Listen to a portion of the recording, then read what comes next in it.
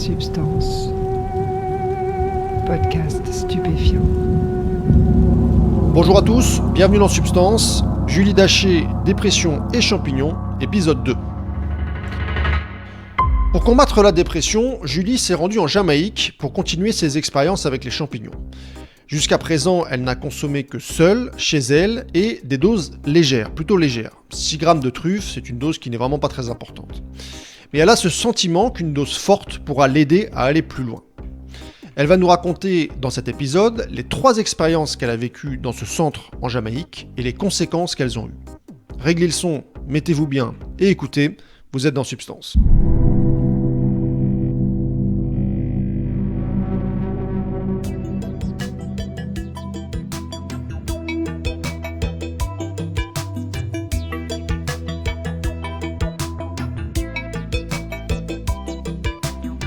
Donc j'ai eu 3 voyages sur la semaine. Le premier, très vite j'ai senti un inconfort dans mon corps, j'ai senti ma gorge être serrée, j'ai senti, je crois, un poids au niveau de la poitrine, enfin, j'étais pas à l'aise avec mon corps et donc il y a une thérapeute qui s'est approchée, qui a essayé de m'aider à gérer ça. Et je lui disais, j'ai jamais voulu m'incarner quoi. Dans cette vie, j'étais pas d'accord pour venir, et j'étais dans cette espèce de lutte, encore une fois, avec ma vie, avec mon incarnation, et c'était des termes que j'utilisais à l'époque, alors que pourtant j'étais pas croyante ni rien, mais j'étais agnostique, il y avait une porte un peu entrouverte, et en tout cas c'est comme ça que j'exprimais déjà mon malaise, et c'est remonté un peu au début de ce trip.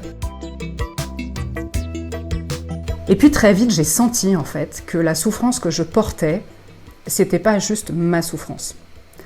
Et que c'était aussi la souffrance d'autres personnes de ma famille, et notamment la souffrance de mon père, et du côté de la famille de mon père, parce que dans ma famille, il y a eu beaucoup de violences, il y a eu des violences des deux côtés, physiques, psychologiques, il y a eu des viols, il y a eu des suicides, il y a eu aussi la guerre du côté de ma mère, sous le franquisme, enfin il y a eu beaucoup de choses, il y a eu de la précarité, donc beaucoup de traumas, et on le sait maintenant que les traumas se transmettent de génération en génération, et on le sait que la violence, tant qu'elle n'est pas adressée, elle se transmet aussi de génération en génération, et mes parents font partie de cette génération où ils n'ont jamais été chez le psy, ils n'ont jamais fait de travail par rapport à tout ça, donc ils portent encore beaucoup de choses en eux.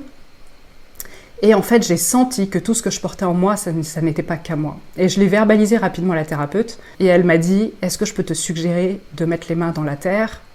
Rends-le. Tout ça, ça ne t'appartient pas. Rends-le à la terre, quoi. Et donc, j'ai mis mes mains dans la terre, parce que dans ces moments-là, en fait, ça, dit comme ça peut sembler un peu perché, mais quand on est sous l'influence des produits, plus rien ne nous étonne. Donc, j'ai dit, d'accord, allons-y Jacqueline, mettons les mains dans l'herbe.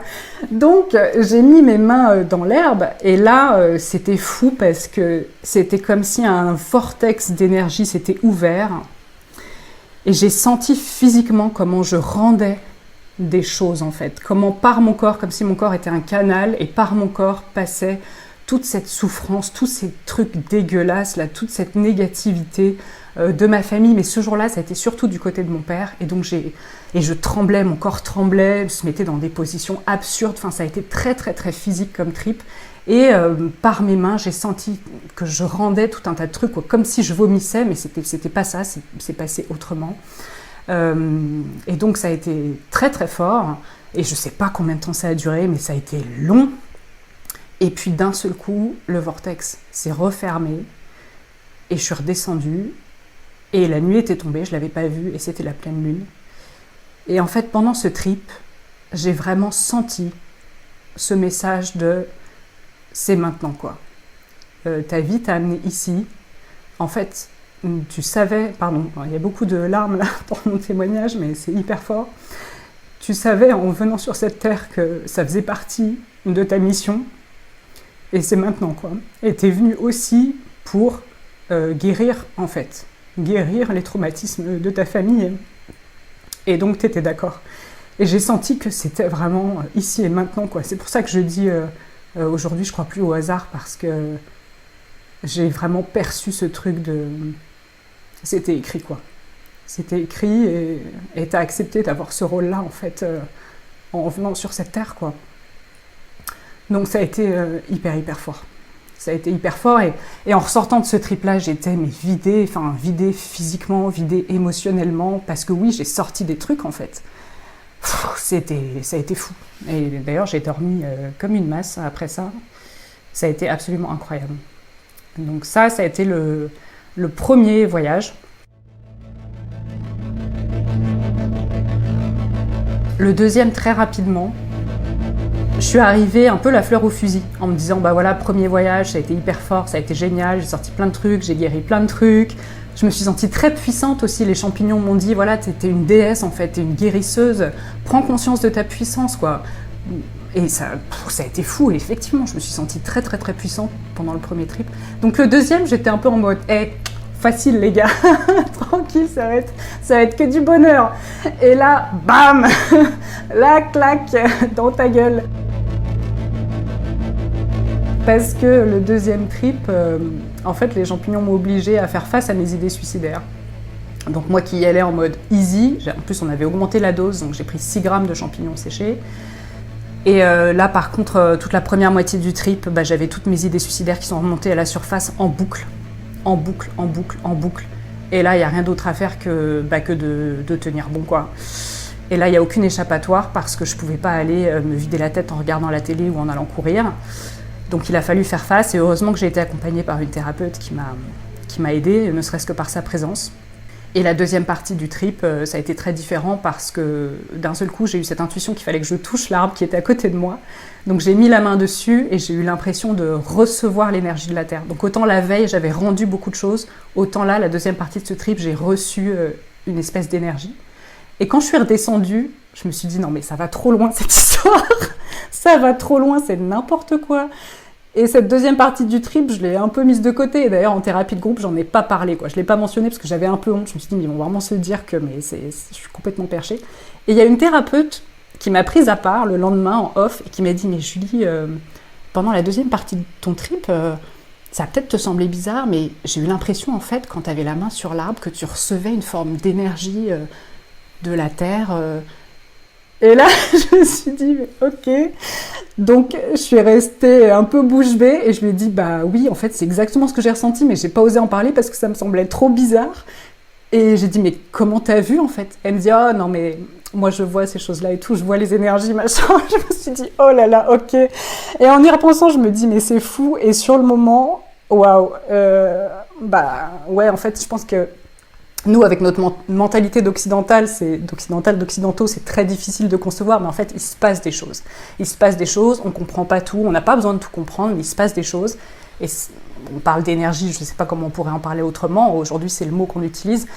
Mais voilà, il s'est passé ce truc-là, donc ça c'était le deuxième voyage. Et le troisième voyage, comme le deuxième, a été très très très très difficile. Franchement, j'ai quand même eu pas mal de trips ces dernières années et ça a été le plus difficile quasiment d'entre tous. Le troisième voyage, j'avais beaucoup d'appréhension. Et j'ai pris 8 grammes et j'y suis allée donc en étant très très très anxieuse. Et là, ça a été un cadeau, quoi. En fait, au début, je me suis sentie juste dans un truc très apaisé, très joyeux.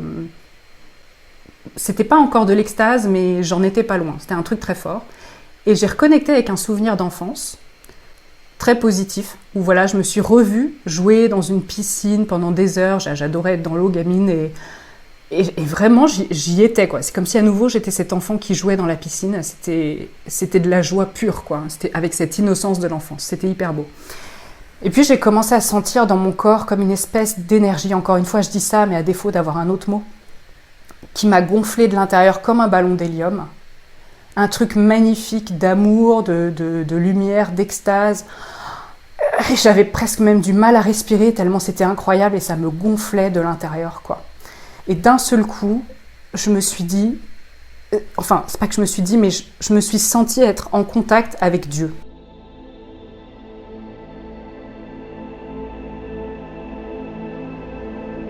Alors, ça arrive, hein, souvent les expériences mystiques sous psychédéliques, et d'ailleurs je le savais avant d'arriver en Jamaïque, et j'espérais que ça m'arrive parce que dans les recherches, j'avais vu que c'était des expériences qui avaient des effets très bénéfiques sur la santé mentale et surtout des effets bénéfiques pérennes, donc j'espérais un peu que ça m'arrive. Et là, j'ai eu cette impression d'être au contact d'une énergie incroyable qui était en fait comme une énergie divine. Et j'ai vu que ce truc-là, c'était en moi, que c'était en toute chose autour de moi, et que c'était partout.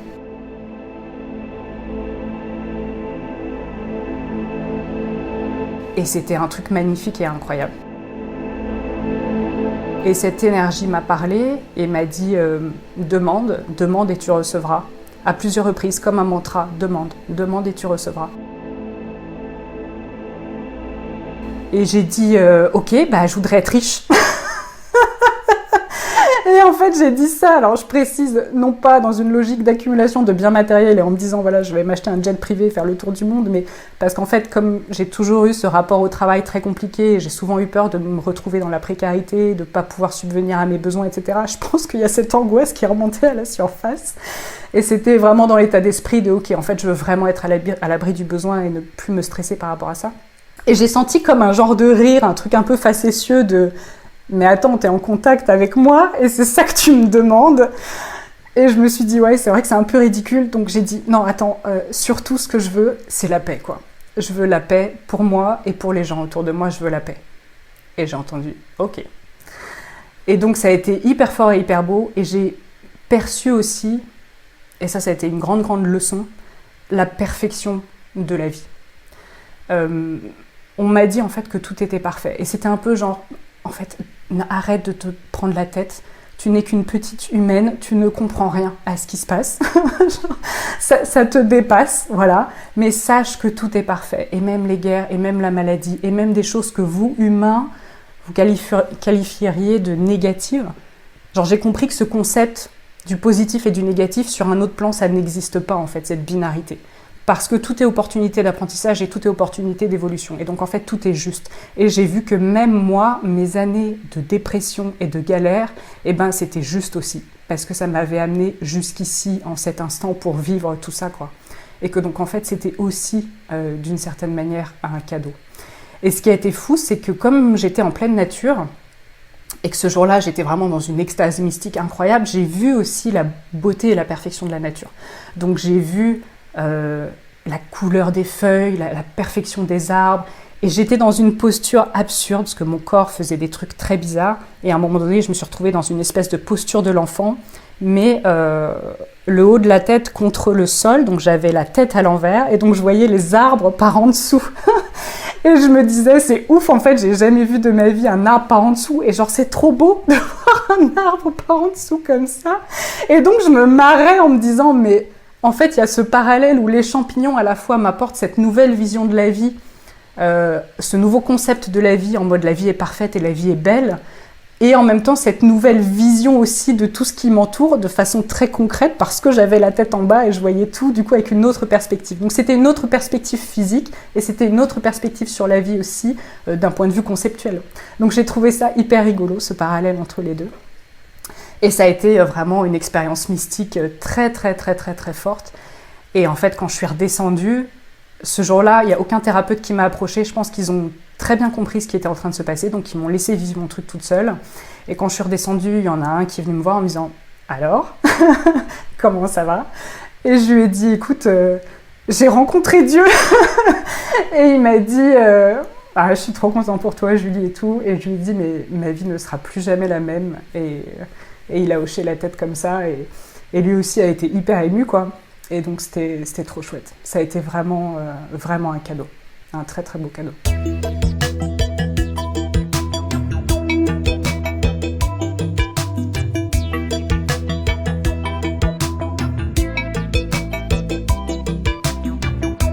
La Jamaïque, c'était il y a 1 an et demi.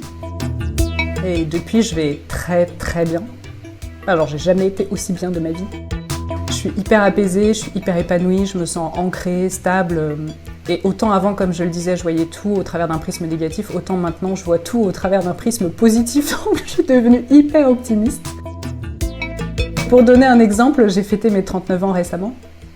Et je disais à ma meilleure amie, mais j'ai trop hâte d'avoir 40 ans, quoi.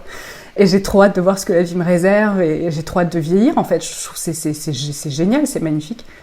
Et elle m'a regardée, elle m'a dit, mais je te reconnais plus, quoi. Tu te rends compte qu'il y a quelques temps, tu me disais en soupirant, la vie c'est long quand même. Hein. Et c'est vrai que souvent c'est un truc que je disais moitié en rigolant, parce que bon, j'ai toujours eu quand même pas mal d'humour. moitié en rigolant, moitié sérieusement, c'était un truc que je sortais souvent. Et là, maintenant, évidemment, je dis plus jamais ça. Et surtout, j'ai envie de vivre, quoi. Et j'aime la vie. Et elle m'a dit, mais c'est incroyable. Et donc, ça nous a fait rire.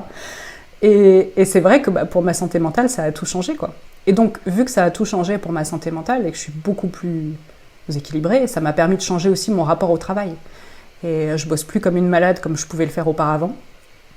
J'ai commencer des trucs, je prends des cours de batterie, je prends des cours de kitesurf parce que j'avais super envie d'apprendre et puis parce que maintenant en fait j'ai envie de prendre du plaisir, j'ai envie de faire des trucs cool et puis ça m'a apporté la foi, cette expérience incroyable en Jamaïque et pas seulement, parce qu'en fait ce qui est fou c'est que 1 an plus tard, quasiment jour pour jour, en visitant un monastère avec ma meilleure amie justement en Catalogne, qui est une région que j'aime beaucoup parce que j'ai des origines catalanes, donc j'y vais tous les ans.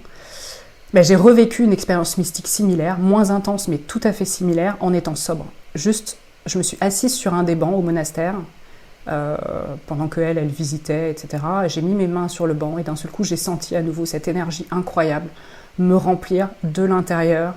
Je me suis mise à pleurer de gratitude, j'ai vu la perfection dans tout autour de moi. Et ça a été fou, quoi. Et je me suis dit, ok, donc en fait, c'est là, c'est vraiment là. Et je l'ai vécu aussi comme un genre de rappel à l'ordre, en mode, bon, maintenant, qu'est-ce que tu fais de tout ça? Parce que j'en avais pas parlé encore publiquement de toutes ces expériences. Et donc, j'ai vécu ça aussi un peu comme un petit clin d'œil du genre, bon, tu as reçu, maintenant peut-être, il serait temps de rendre. Et c'est pour ça que je pense que c'est important de communiquer sur ces expériences. Et donc la foi, c'est une immense ressource. Parce qu'aujourd'hui, je sais que tout a un sens, que ma présence sur cette terre, elle a un sens, que je suis accompagnée en permanence. Et ce qui est génial, c'est que c'est pas un truc intellectualisé. Donc c'est pour ça que le terme... Parfois je dis oui, je crois et tout, mais même croire, c'est pas le bon terme parce que ça renvoie à quelque chose qui est de l'ordre de la cognition. Et non, c'est pas intellectualisé, c'est vraiment quelque chose qui a été imprimé en moi, c'est comme si toutes mes cellules, elles avaient infusé dans la foi, quoi. Et donc aujourd'hui, ça m'accompagne. Je suis pas particulièrement pratiquante ni rien, et surtout, je suis toujours pas affiliée à une religion, parce que ça me parle pas, mais c'est là, quoi, c'est en moi. Et ça, en fait, j'ai l'impression que je suis invincible maintenant. Il pourrait m'arriver n'importe quel truc, je serais en confiance, quoi. Et je me dirais, ok, à un certain niveau, c'est juste, et... Donc, quel cadeau. Enfin, ça a été pour moi quasiment miraculeux. Après, attention, parce que pour moi, ça a très très très bien marché. Ça ne veut pas dire que ça marche aussi bien pour tout le monde. Et d'ailleurs, en Jamaïque, il y en a certains pour qui ça n'a pas eu d'effet ou des effets qui n'étaient pas aussi incroyables que les miens. Et moi, de tous ceux qui étaient présents là-bas, je suis celle qui en a retiré le plus de bénéfices. Donc je voudrais pas non plus que les gens en m'écoutant imaginent que c'est comme ça pour tout le monde. Non, c'est pas comme ça pour tout le monde. Moi j'ai aussi eu beaucoup de chance. Pour moi, en tout cas, ça a très bien marché. Je m'imaginais pas que ça marcherait si bien. En fait, je l'espérais, mais je l'imaginais pas. Donc je peux pas dire que je suis surprise par ce résultat, mais en tout cas, je suis reconnaissante. Ça c'est sûr, quoi. Et ça me donne envie du coup d'en parler, de témoigner, parce que je me dis voilà, moi, tout ce que ça m'a apporté, il y a plein de personnes aujourd'hui qui galèrent comme j'ai pu galérer et qui peut-être pourraient être aidées par les psychédéliques, qui sont un outil comme un autre en fait, et qui ont été diabolisés à tort. Donc voilà, je pense qu'aujourd'hui le temps est venu aussi d'en parler, quoi, et de donner cet espoir à d'autres personnes comme moi j'ai pu l'avoir.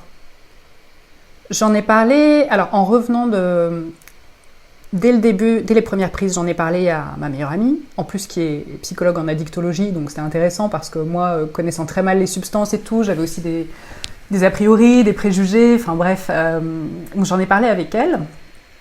Elle a suivi tout depuis le début. Elle est athée, donc toute la partie un peu plus spirituelle, de contact avec l'invisible, etc., tout ça la laisse complètement perplexe, ce que je peux comprendre. Mais en tout cas, elle est le témoin des changements qui se sont opérés en moi, donc elle voit bien que ça m'a fait quelque chose. Donc j'en ai parlé à certains amis. Ma famille, j'ai mis plus de temps à leur en parler. Je leur en ai parlé tout récemment parce que je savais qu'on faisait ce podcast et que ça allait sortir, et puis aussi parce que j'en avais marre de garder ça pour moi. Ça fait quand même 2 ans maintenant, donc bon, on n'a pas eu une longue conversation à ce sujet. J'en ai dit quelques mots, et Et voilà, je pense que ce qui m'a été dit, c'est que le principal, c'est que tu te sentes mieux et que tu aies trouvé quelque chose qui t'aide. Voilà. Après, bien sûr, hein, globalement, les gens ne connaissent pas du tout ce sujet-là.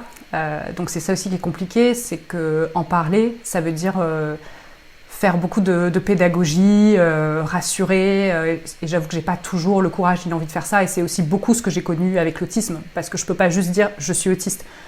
Si je dis ça à quelqu'un, d'ailleurs en général maintenant je le dis plus parce que ça me gave derrière tout ce que ça suppose en termes d'explication. Ah bon, mais comment, mais ça se voit pas, mais pourquoi, mais cette charge éducative elle est lourde. Et c'est un peu pareil avec les psychédéliques. En fait on peut pas juste dire voilà j'ai pris des champignons et j'ai guéri ma dépression. Ah non, il faut tout expliquer quoi. Et c'est un peu lourd. Donc bon, voilà.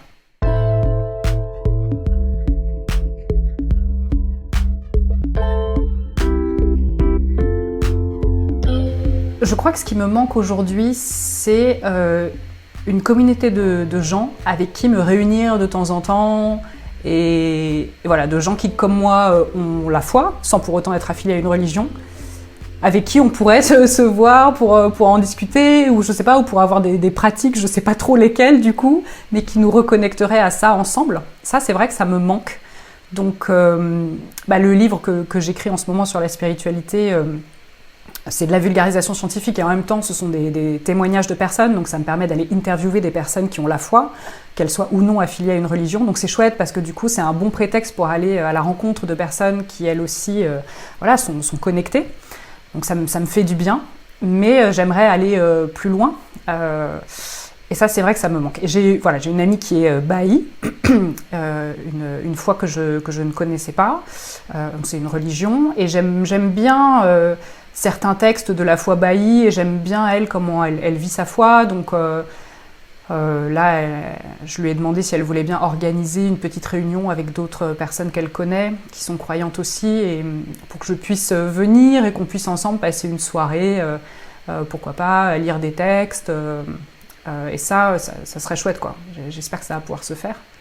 Donc ça me manque aujourd'hui un petit peu. C'est vrai que je suis très très contente de cette ressource incroyable et qui m'accompagne en permanence. Et en même temps, ça m'isole un peu parce que c'est vrai que les gens autour de moi ne vivent pas leur vie de la même manière, n'ont pas cette foi-là. Donc ça me manque d'avoir des gens avec qui le vivre. Ça, c'est vrai que c'est le côté un petit peu plus difficile. Alors j'interromps quelques instants les propos de Julie pour apporter un petit peu de contexte pour que vous compreniez mieux ce qu'elle va dire ensuite. En fait, à la base, si j'ai contacté Julie pour témoigner dans Substance, c'est parce que je connaissais un petit peu son travail sur l'autisme et je savais qu'elle avait utilisé des champignons pour se soigner. Or, depuis quelques années, je suis un Américain qui est autiste, qui s'appelle Aaron Orsini, donc je le suis sur Twitter, parce qu'il a écrit un livre qui s'appelle Autism on Acid. Et ce livre explique un petit peu, même complètement, l'effet qu'a eu l'acide sur les particularités de son fonctionnement mental. Donc je trouvais ça intéressant et je me disais ça serait bien d'en parler avec un francophone, une francophone. Donc c'est pour ça que j'ai proposé à Julie de témoigner dans Substance, qu'elle nous explique en fait son point de vue sur la question. Donc en fait le fonctionnement, l'impact des psychédéliques sur le fonctionnement des neuroatypiques. Mais elle n'a pas souhaité faire un entretien uniquement tourné autour de ce sujet et elle va vous expliquer pourquoi. Effectivement, initialement, quand tu m'as contacté, tu as mentionné le livre d'Aaron Orsini qui s'appelle Acid on Autism, qui retrace l'expérience de vie de ce jeune homme autiste qui a pris du LSD. Et lui, qui l'a fait, enfin, en tout cas, c'est ce qui transpire un peu de son bouquin, qu'il l'a fait notamment pour se sentir plus à l'aise, par exemple, au moment d'interagir. Donc, il y a un peu cette idée dans son livre de, voilà, je vous explique comment le LSD m'a aidé à devenir un peu plus neurotypique sous l'influence du LSD. Enfin, je caricature un peu, mais l'idée est là quand même. Et ce que j'entends par neurotypique, c'est une personne non autiste. Évidemment qu'au moment où je me suis beaucoup informée sur les psychédéliques, j'ai aussi lu ce livre. Et j'ai pas tout à fait adhéré à sa démarche. Et pour expliquer pourquoi, peut-être ça vaut le coup de préciser que donc moi je parle en tant que personne autiste, mais je parle aussi en tant que chercheuse sur le sujet de l'autisme, et ça fait quand même 10 ans que je me forme sur cette question-là, et donc à force de lecture et d'échanges avec d'autres militants autistes, aujourd'hui j'ai un point de vue qui est le mien, qui vaut ce qu'il vaut, mais mon cadre conceptuel pour penser l'autisme, c'est de dire que le problème, ça n'est pas d'être autiste. Le problème, c'est d'être autiste dans un monde de non-autistes qui n'est pas adapté à nos particularités, et ça va même plus loin, un monde qui nous exclut, qui nous discrimine, etc. Donc moi je dis toujours, il faut élargir la focale et plutôt que de s'évertuer à essayer de vouloir normaliser les personnes autistes, considérons plutôt qu'elles font partie de la diversité humaine. C'est pour ça d'ailleurs qu'on parle de neurodiversité, au même titre qu'un chat et un éléphant font partie de la biodiversité, mais on ne va pas juger qu'il y en a un qui vaut mieux que l'autre. Elles font partie de la diversité humaine. Donc on ne va pas chercher à les normaliser, mais plutôt on va aller agir sur l'environnement et essayer de voir comment on peut rendre la société plus inclusive. Donc moi, mon discours aujourd'hui, c'est ça. Et en ayant ce cadre de pensée-là, du coup, forcément, je suis un peu heurtée, ou en tout cas, ça vient un peu percuter mon système de pensée. Quand quelqu'un dit quelque chose du genre, bah voilà, cet accompagnement, cet outil ou cette substance, c'est super parce que ça permet d'être un peu moins autiste. Je crois que c'est un gros problème. Et du coup, tout ce discours quand même sur l'autisme est un déficit, l'autisme est une tare, c'est comme ça qu'on perçoit l'autisme aujourd'hui dans notre société. Et c'est pour ça qu'il y a des hommes politiques, et notamment François Fillon, qui peuvent dire sur des plateaux télé à des heures de grande écoute « Oh là là, mais non, je ne suis pas autiste, j'ai entendu bien sûr les Français ». Se défendre d'être autiste, ça veut bien sous-entendre que l'autisme, c'est pas quelque chose de très enviable. Donc tout ce discours-là, il est problématique parce que, évidemment, il est déshumanisant et il est violent à l'égard des personnes autistes. Donc il faut faire très attention à ce qu'on dit et à la façon dont on le dit, parce qu'on peut venir, parfois sans le vouloir, alimenter ce discours-là. Et c'est un peu, j'ai eu la sensation, ce qui transpirait du bouquin d'Aaron. Alors, lui, bien sûr, je pense qu'il a reçu ce genre de critique, certainement. Parce que, d'ailleurs, 1 an après la sortie de son bouquin, il a changé le titre du livre, il a ajouté quelques pages à la fin du livre pour dire que il ne considérait pas que le fonctionnement neurotypique est supérieur au fonctionnement autiste, et voilà, c'est pas ça ce qu'il avait voulu dire, etc. Donc il a essayé de préciser sa pensée. Mais bon, justement, s'il en est arrivé au stade où il a fallu qu'il s'en défende, c'est bien que c'est quand même ce qui ressortait de son livre. Hein. Et donc ça, moi, ça lui appartient. C'est son chemin, c'est comme ça qu'il a vécu les choses, c'est avec cette intention qu'il a consommé des psychédéliques, et c'est son expérience, et ok. Mais en tout cas, moi, ça n'est pas ma posture. Hein, moi, j'ai pas du tout consommé en me disant voilà, ça va me rendre moins autiste. J'ai consommé pour guérir de ma dépression et de mon anxiété et pour aller vers un mieux-être, tout simplement. Alors le futur avec les psychédéliques, en fait, moi aujourd'hui, de la même manière que j'ai consacré 10 ans de ma vie à l'autisme, si je pouvais consacrer les 10 prochaines années de ma vie aux psychédéliques, j'en serais très heureuse. J'ai envie de m'investir. Je vais continuer à en parler publiquement, c'est sûr. Et là, prochainement, je lance un podcast qui va s'appeler Thérapie psychédélique au pluriel, pour parler de ce sujet. Et voilà, je vais inviter des chercheurs et chercheuses francophones et aussi des usagers et usagères. Et donc l'idée, ça va être de vulgariser et de visibiliser les recherches qui existent sur ce sujet, ainsi que les expériences des personnes qui ont consommé des psychédéliques dans une démarche de mieux-être, parce que moi j'aime bien cette idée de croiser les savoirs expérientiels avec les savoirs académiques, et c'est d'ailleurs aussi ce que tu fais dans ton podcast. Donc ça, j'aime beaucoup.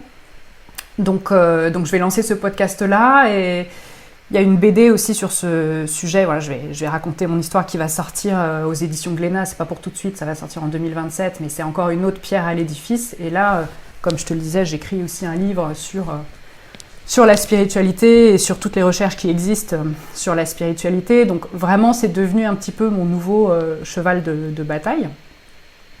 Et ça me passionne, et j'ai hâte de voir ce que l'avenir me réserve par rapport aux psychédéliques, quoi. Je trouve que c'est vraiment un sujet absolument passionnant. Il reste tellement de choses à découvrir, tellement de choses à partager.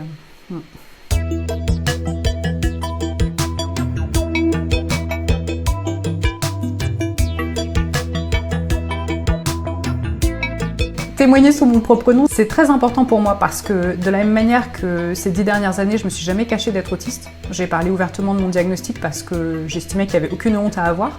Et pour moi, c'était vraiment une posture militante de l'assumer et de sortir du placard et de dire qu'en fait le problème vient pas de moi. Le problème, c'est plutôt tous les stéréotypes à l'égard de l'autisme, et le problème, c'est aussi la façon dont on traite les personnes autistes. Et c'est exactement la même chose pour les psychédéliques. C'est-à-dire qu'il n'y a pas de honte. Ces substances, elles m'ont sauvé la vie. Elles sont très prometteuses pour l'avenir de la psychiatrie. Donc le problème, c'est pas que moi, Julie Daché, je consomme ces substances. Le problème, c'est qu'elles soient à ce point stigmatisées et qu'on connaisse finalement si mal au sein du grand public leurs effets thérapeutiques. Donc pour moi, là aussi, témoigner en mon nom propre, c'est une posture militante, c'est la même chose, c'est la même démarche.